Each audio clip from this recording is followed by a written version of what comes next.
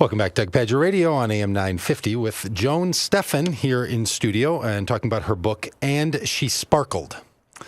I think we didn't say the name of the book often enough. People are having to call to ask us to tell them the name of the book. Isn't that funny? We brag all about it. It's called And She Sparkled, and you can find it all over the place. Yep.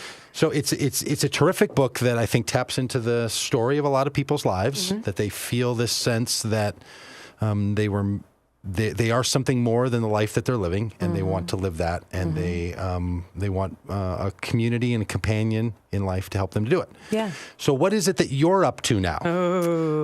And you can talk as much or as little about it, but I think it's quite exciting, and I think there's interesting things, and it's probably a little risky. It is. Does it feel? It feels awesome. Yeah, it feels good. so good. I mean, what I've discovered is that this book is actually the foundational piece for what I'm dreaming, and I'm dreaming a really big dream of peace, along with another. Quite a few of us are dreaming big dreams of peace, but and it's called Peace Begins With Me. We haven't got a website yet. It's that new. We really started talking about it in October. And it's an inner peace movement. It's not against anything. It's not taking sides in any political debate or religious debate. It's basically asking people to rediscover who they are at their most authentic core. And usually that involves a connection to the divine, I would have to say. And when you find that sense of peace, then you can automatically reach out to someone else with that peace. And then it becomes a global movement.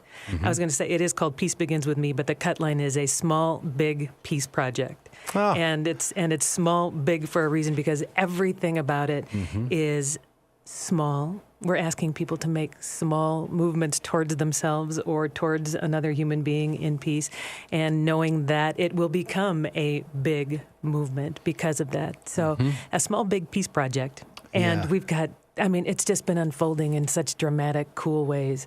And the people who we need or want to be involved, it seems like they show up at the right time. And it's just moving really, really dramatically forward. And one of the centerpieces for the movement is John Lennon's song, Give Peace a Chance. Because we think of that as a chant. In some ways, people can breathe together. They can say it together. Words are important. We know that. In the beginning, there was the. Yeah. And we also believe in the transcendent power of music. And so that's a real cornerstone for it. And we've somehow, through the magic of the universe, been able to attract somebody who has very strong connections to the John Lennon estate. Oh, good. And so that part of it is unfolding really easily and beautifully. So, and what I think is so interesting about it and so good is, as we've talked, it feels different from some of the other peace movements to me, because it begins with this notion that peace is what ought to be, not what would be exceptional if we changed everything.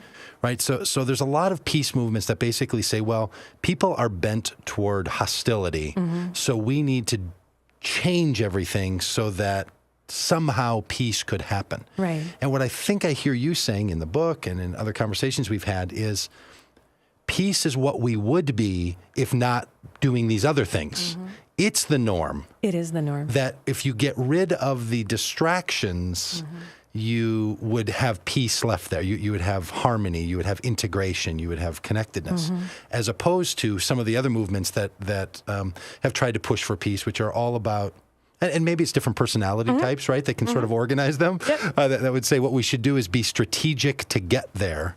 It seems like you're saying if we sort of be non-interfering, peace is what's going to happen. Do you think there's something to that? Yeah, Do you think? It's like taking away the finger pointing is what we're trying to do. Instead of saying, you're making me feel uncomfortable. You should stop doing that. Right. It's more just kind of pointing that finger back at yourself and saying, what can I do to choose in this moment to feel peaceful, to be peaceful?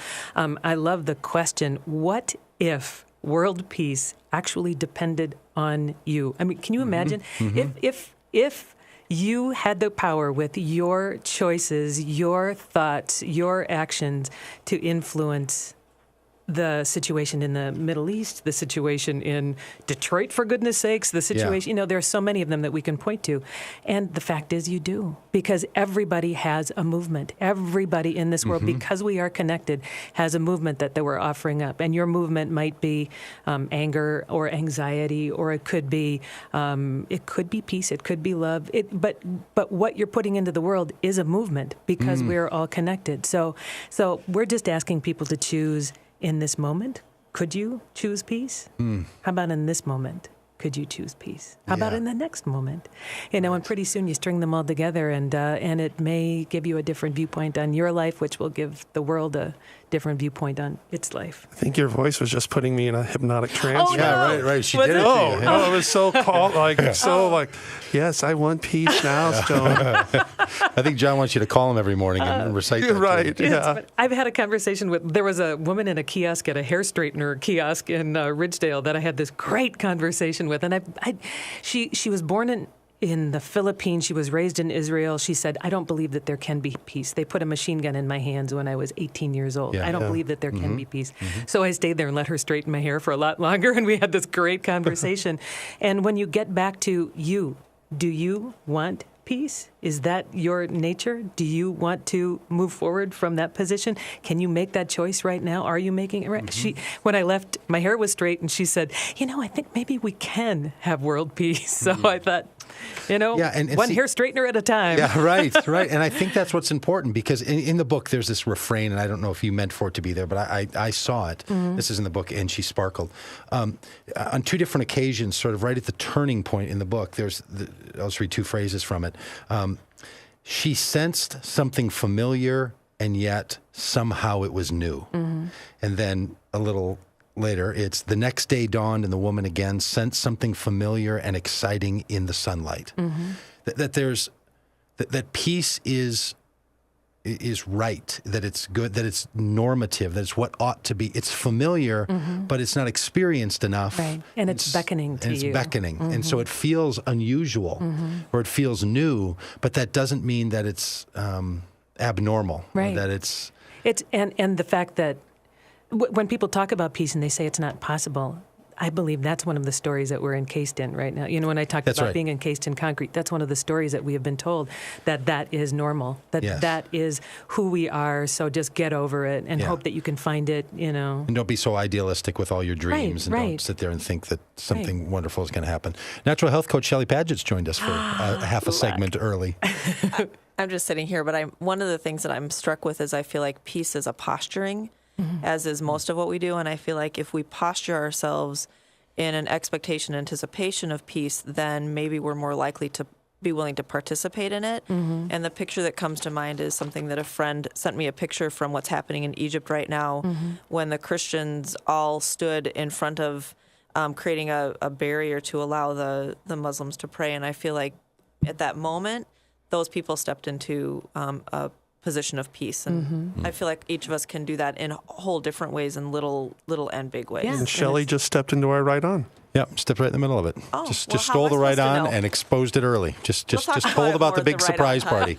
We end this hour with a little right on, and the right on was going to be this picture that someone sent You can to still the radio do it. host. Yeah, It's really amazing, and I think it's just going to feel like old news. About it in a very general sense of like this is a peace movement, and really every day can be a peace movement. Well, you got a movement. You may as well make it a peace movement. Yeah, right. Joan, you've got a vibe of peace coming off of you, sister. Let me tell you. I want a piece of that. Thank you. Movement. That got really awkward right there at the end. That's not at all what I meant. I meant I want a piece of that peace movement, and then he says the thing. Oh, boy. All right, cut that from the tape, Ian. We'll be back here on Doug Pagitt Radio with natural health coach Shelley Pagitt. Joan, thanks so much. Thanks, the book Joan. is And She Sparkled. Pick it up. You're going to want a copy of that book. To all the